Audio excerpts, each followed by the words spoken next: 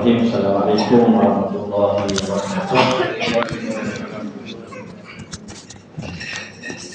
Ini macam ni. Terima kasih pada pengacara majlis kita, Fadlun minallah ni, Ustaz Abdullah Halim bin Abdullah yang berhubung dengan saya,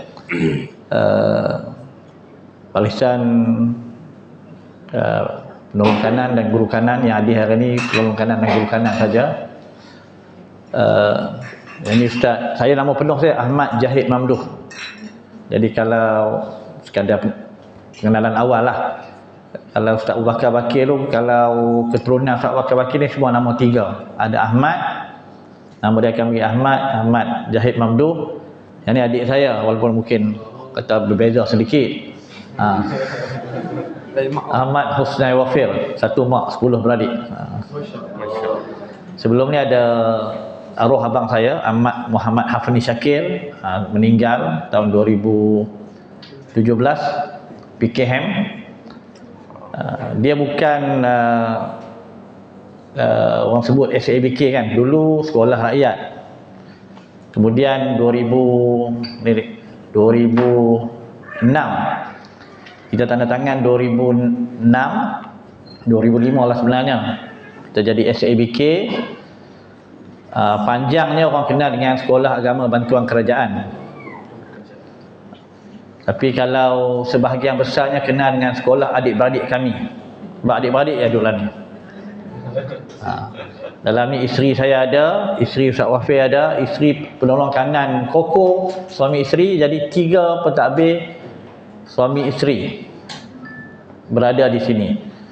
Walaupun dia sekolah kerajaan, tetapi dia sebab dia masuk atas MOU yang kita buat dengan Kementerian Pendidikan Malaysia pada tahun 2006. Jadi pertama saya ucapkan jutaan terima kasih khususnya pada Ustaz Abdul Halim yang sudi datang ke Mahad Syarif secara rombongan. Saya boleh panggil ya Ustaz Halim kot, paling tua pada saya kot. Yang lain ada yang 55 ke atas tak? Tak ada, yang perempuan pun tak ada. Isteri Ustaz Halim saja. Sini sebab saya dah 55 ni, saya boleh panggil lah adik-adik daripada tetamu daripada Negeri Sembilan ni tak? Bangi, daripada Bandar Baru Bangi ataupun Bangi. Selamat datang ke Mahad Syarif. Dan saya pertama syukur dengan hadirnya tuan-tuan, puan-puan ke sini. Jadi satu lagi jaringan antara kami dengan sama ada tuan-tuan bekerja dalam apa bentuk pekerjaan pun dalam dunia pendidikan sebagainya. Kami dapat berhubung, dan yang lebih penting adalah ikatan silaturahim baru yang dibina dengan tuan-tuan dan puan-puan. Tuan-tuan puan-puan yang dimuliakan, kalau nak tanya, saya nak cerita sejarah ringkas sejarah ni sebenarnya. Kebetulan saya cucu nombor 7. Saya dah janji dengan cucu sulung ni, cucu sulung dia lebih, dia dah sampai. Saya cerita sedikit, saya bagi kat cucu sulung. Sebab dia sempat lebih lama dengan Ustaz Abu Bakar Bakir sampai ke sekolah menengah. Saya sampai umur 3 tahun 4 tahun tak sempat diberi nama oleh Ustaz Abu Bakar Bakir. Silakan Ustaz pada Ustaz Mukhlis, cucu sulung. Yang ni cucu sulung.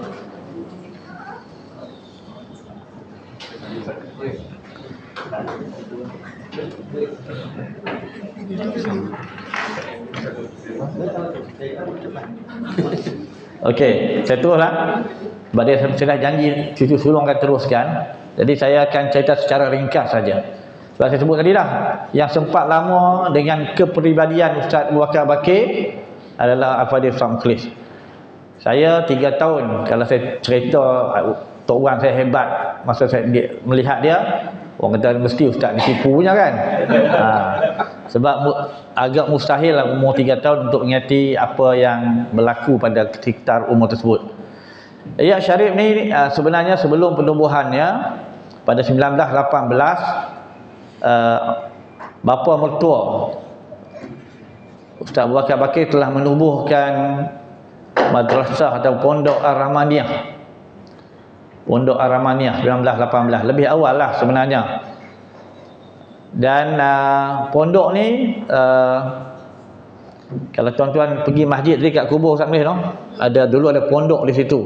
Yang rumah deretan, nak kata rumah kedai tak rumah kedai tu, dulu pondok asal Ihya Syarif pun kita kata sebut antara pondok awal yang terawal di situ, berada di situ.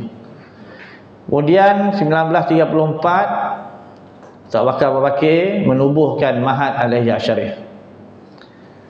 Antara tujuan asalnya adalah memberi pendidikan kepada agama pada penduduk sekitar. Pendidikan agama pada pandangan Ustaz Bakar Bakir dan betuanya adalah pendidikan agama kepada penduduk sekitar. Jadi dulu penuhlah sekolah, sebab sekolah pun tak ada sebelum tu. Sekolah keliling saya ingat pun kebanyakan selepas itu pun menumpang dengan Ihya Syarif. 1934. 1940 pondok tersebut digantikan dengan bangunan kayu. Dulu 40 asrama Iban. Kami panggil asrama Iban, saya pun tak tahu. Saya sedar-sedar dulu ada satu asrama Iban terpaksa diruntuhkan atas nasihat JKR kerana tak selamat. Jadi dia tapak asal dia sekarang dah jadi sekolah rendah Islam Al-Ihya Syarif. Yang dulu guru besarnya adalah isteri pada Ustaz Mukhlis, sekarang dah berpencen, diganti oleh guru besar yang baru. Tapak dia di situ.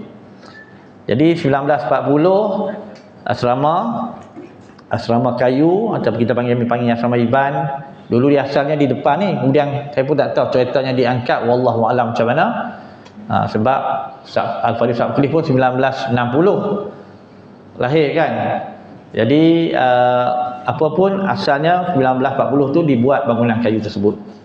Kemudian 1950-an dibuat bangunan batu, antaranya asrama putera dan puteri, masih kekal ada bentuk yang sama. Dia asrama putera pun sama, dia asrama puteri pun sama. Itu cerita sudut pembangunan sampailah dia dibangkitkan, sampailah bila kita masuk kepada pihak kementerian dengan bantuan, dengan kerjasama daripada pihak kementerian. Jadi kita ada bangunan-bangunan yang tuan-tuan tengok ni lah. Ada wakaf, ada bantuan daripada pihak kementerian Pendidikan Malaysia, ada daripada individu-individu juga, termasuk daripada bekas pelajar Ihya Syarif yang isteri dia adalah bekas pelajar Ihya Syarif. Suaminya sekarang baru pencen dalam 3 tahun, adalah bekas menteri agama Brunei Darussalam. Jadi dia kerap datang ke sini juga, dan ada sebahagiannya derma-derma beliau lah yang ni, dan juga orang-orang lain. Jadi itu sudut pembangunan Ma'had Al-Ihya Syarif. Jadi tuan-tuan boleh tengoklah sedikit demi sedikit, bukan dibangunkan serentak, tapi sedikit demi sedikit. Dan sudut ekonomi, nanti Ustaz Mukhlis boleh tambah lah. Saya pun sebenarnya hasil daripada inilah cerita-cerita daripada orang yang lebih, terutama ayahanda saya, mak saya, pada Ustaz Mukhlis sendiri. Sewaktu membina Ma'had Ihya Syarif ni, kita bermula, kalau kita sebut dengan kosong. Saya ingat orang sebut gaji Al-Fadhil Ustaz Abu Bakar Bakir ni, gaji dia RM90. RM90. Saya tak boleh bayar lah kalau kita duduk RM90 sekarang kan.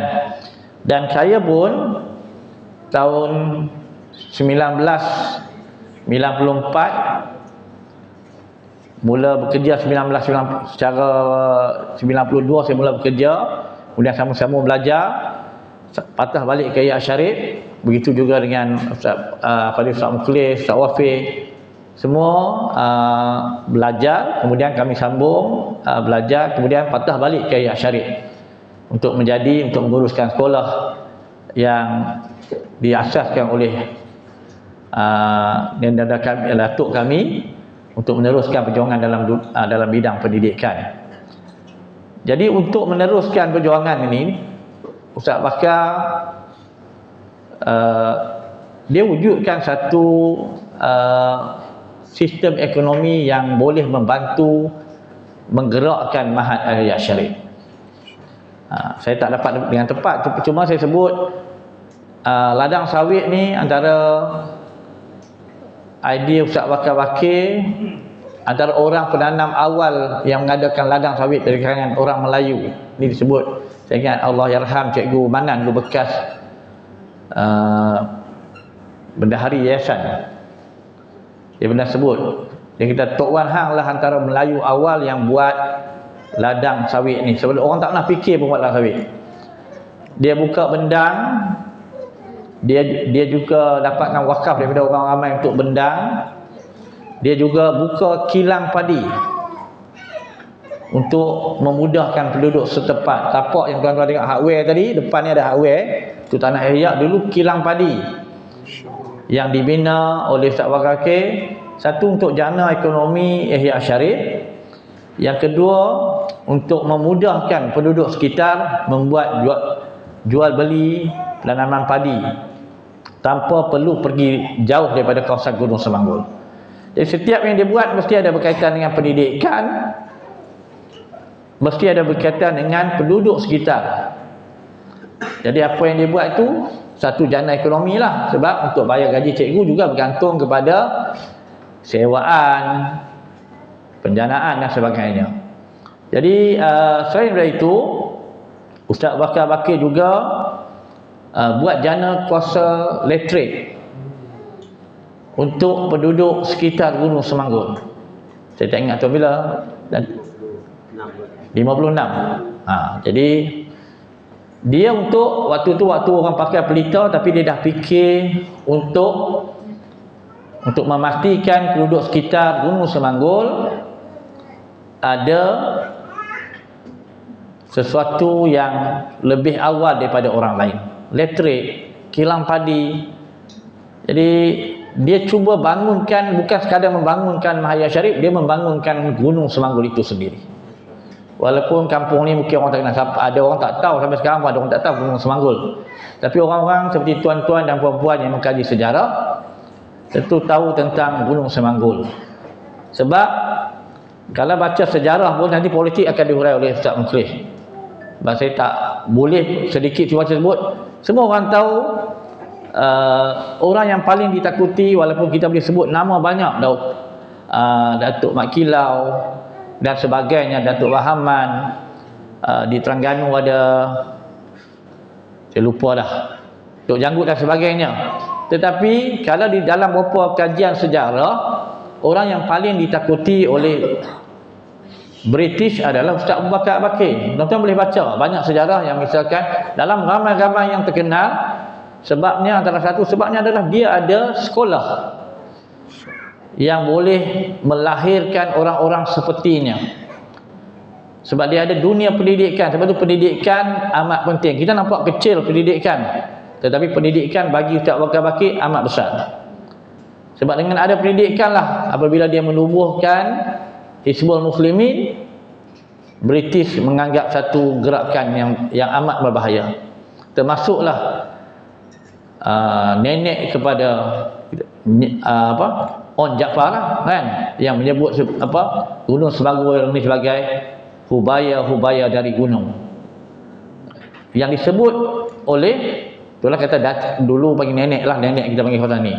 Sebab takutnya British, takutnya orang yang seperti British, bila orang seperti Ustaz Bakar Bakir yang ada pendidikan, yang ada dunia sekolahnya, menubuhkan parti politik. Sebab tu beliau ditangkap.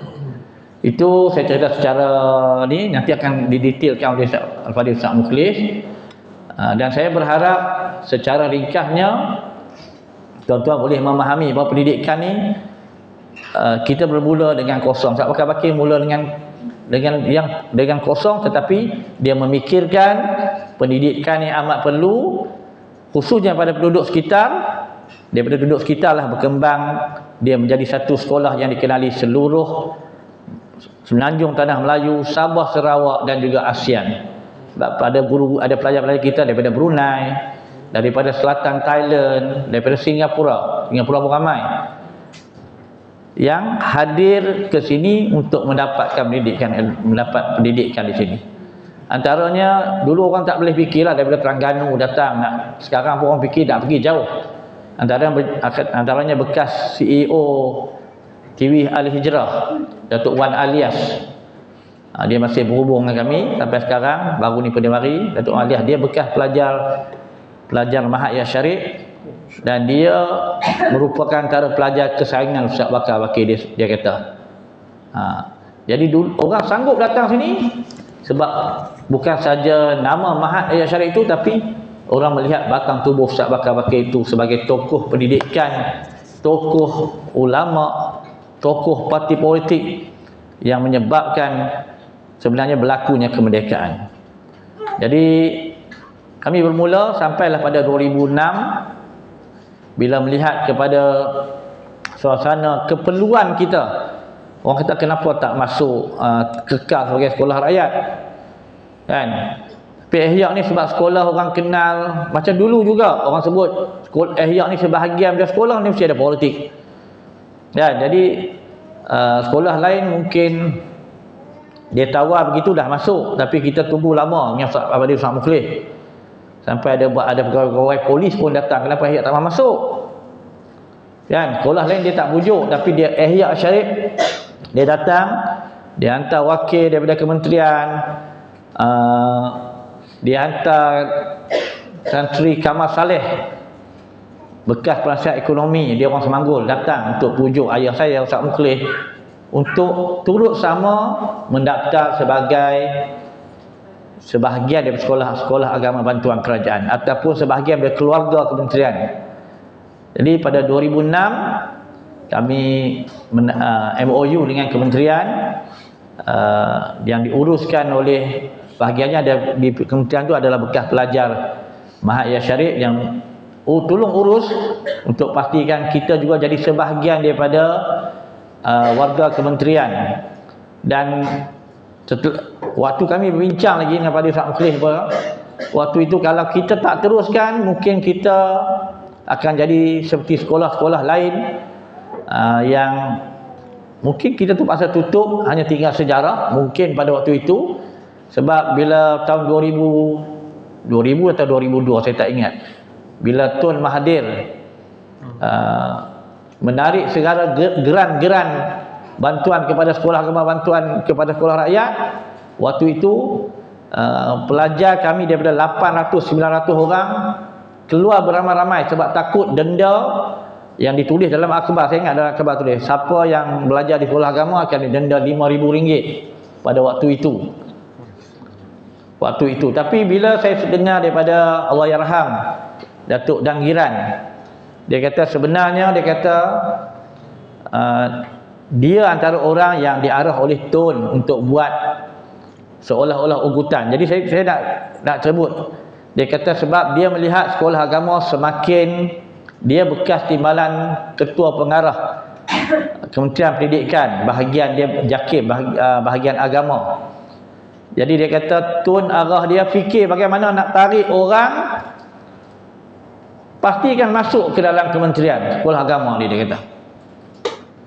Jadi ada pro dan kontra lah. Ada orang kata dia, sebab orang kata waktu tu saya pun hadir perhimpunan orang panggil Maha Fir'aun lah sebab bantuan kena tarik. Tapi bila saya dengar daripada Datuk Dangiran, dia sebut tujuan urutan tersebut adalah bila orang susah, dia tak ada tempat bergantung, dia kata dia akan datang kepada kita. Dengan itu kita dapat membantu dengan lebih besar, dia kata. Itu saya terimalah kedua-dua pandangan, ada pandangan begini, ada pandangan itu. Tetapi 2006 kita tanda tangan, alhamdulillah kita masih kekalkan apa yang dihasratkan oleh Ustaz Bakar Bakir, satu pendidikan agama. Sebab kita letak syarat itu pendidikan agama, subjek sedia ada mesti diteruskan dengan pemurnian dengan rakan-rakan di kementerian. Setelah dimurnikan, dia buat, walaupun mungkin pada pandangan kami sistem pendidikan dulu lebih mesra dengan anak-anak Melayu, anak-anak Malaysia ni lebih mesra. Sebab dulu kita pakai buku Kelantan, sekarang kita pakai buku daripada direct daripada Mesir. Kadang-kadang agak menyukarkan anak-anak kita, tetapi kita pada pandangan kita benda tu tak lari daripada apa yang telah dibuat, dia tidak menjadi masalah yang besar pada kami. Dan tanah masih menjadi hak milik Yayasan Al-Ihya Syarif. Dan alhamdulillah pengurusinya adalah cucu sulung yang menjadi pengurusi Yayasan Al-Ihya Syarif yang mengendalikan harta dan juga tanah Mahat Al-Ihya Syarif. Jadi benda-benda tersebut dalam MOU, kementerian tidak boleh mengambil alih tanah seperti mana dia ambil dulu tapak Kolej Islam Kelang, tuan-tuan tahu kan, sekarang panggil Kolej Sultan Kisas sekarang. Kemudian di sekolah Al-Masyur, SMK Al-Irsyad, semua tanah-tanah tersebut asalnya adalah sekolah ini, kemudian dinaik taraf, kemudian dijadikan hak Kementerian Pendidikan Malaysia. Tapi dalam MOU dengan sekolah-sekolah SABK, sekolah rakyat yang baru, tanah adalah menjadi hak milik kekal tuan tanah, maknanya Yayasan Al-Ihya Syarif. Sampailah sekarang kita berada dalam ni, dan ada sekolah yang apabila tidak bersetuju dengan sistem ni, dia dah masuk daftar.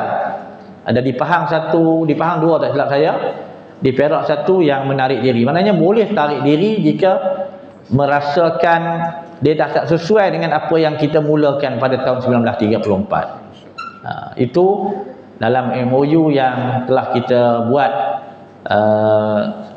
Secara umumnya itulah, maknanya hak kita juga besar dalam MOU tersebut, yang kita tanda tangan dengan Ketua Sosial Kementerian Pendidikan dan juga pengarah pendidikan, timbalan ketua pengarah pendidikan Malaysia pada waktu itu.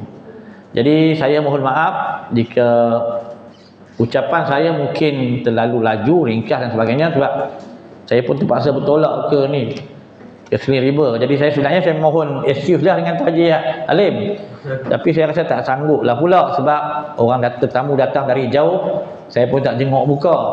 Jadi saya delay sekejap pukul 11, lepas tu saya pergi pukul 10 suku tadi, saya delay sekejap.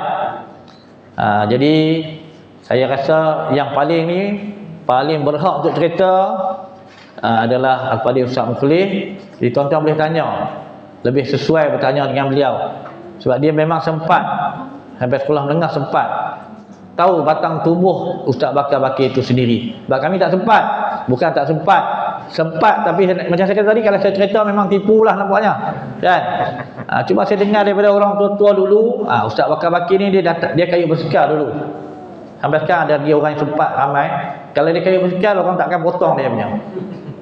Orang takkan potong dia. Orang dulu punya hormat Ustaz Bakar Bakir. Tapi kalau cucu orang potong lagi. Macam itulah. Dia beza aura seorang ulama yang Allah saja yang anugerahkannya. Itu yang ada pada Ustaz Bakar Bakir. Jadi mungkin saya mohon maaf. Saya berharap tuan-tuan kalau jumpa, saya rajin ke Bangi tu sebab ada nak saudara di sana. Ada kedai cermin mata di sana. Jadi saya pun rajin pergi ke sana. Jadi saya mohon kalau tuan-tuan berjumpa, terutama saya ada dalam nombor Tuan Haji, nanti saya akan minta Ustaz Wafi ambil nombor ni. Ada masa mungkin kami akan ziarah tuan-tuan pula insya-Allah di sana insya-Allah. Yang penting hubungan silaturahim kita telah bermula dan kita tak akan berakhir insya-Allah. Jadi semoga tuan-tuan merasa senang berada bersama kami di sini. Semoga tuan-tuan dipermudahkan urusan. Hari ini lepas ni ke mana pula ni? Lepas ni cadangnya balik terus.